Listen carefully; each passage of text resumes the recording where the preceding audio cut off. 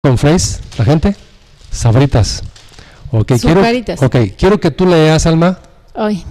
Puedes leer aquí cuántos gramos de azúcar tiene y cuánta fibra tiene, gramos.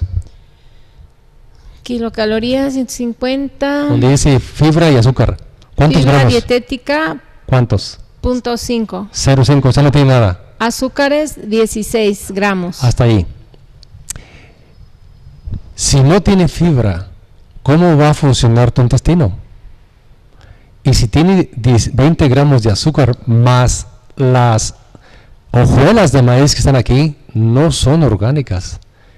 Es pura harina concentrada, transgénica, no natural. El cuerpo no la reconoce, la restaura en un lado y estás comiendo otras 5 cucharadas de azúcar directamente. Y se lo dan para desayunar. Y desayunar. O sea, en la mañana no, y ayunas. te traje otro. Esta era mi alimentación en Estados Unidos, por eso yo me invadí de cáncer.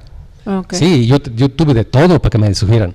Por eso, cuando tú encuentres una persona como yo que se cuida exageradamente, tú pregúntale, ¿por qué eres así? Y te va a decir, porque me estaba muriendo, o porque uno de mi familia ya estaba muriendo, o algo por ahí. Claro. Esta era mi alimentación en Estados Unidos. Yo iba a la panadería y me echaba mi pan favorito, cuernitos, conchitas. Esta es harina y con pintura que no tiene que ver nada con el betabel, es una pintura, es un químico. Ok. Vamos a ir a un corte, Ángel, para que te interrumpimos un momentito y vamos a seguir viendo lo fatal, lo mal educados que estamos para comer, cómo la televisión nos dice qué comer, cómo comer, qué cantidad. Eso es completamente negativo porque estamos dejando de comer de una manera consciente, estamos comiendo nada más porque en el comercial dice que así sea. Entonces vamos a nuestro siguiente corte y regresamos para seguir hablando de cómo maltratamos nuestro cuerpo. Regresamos.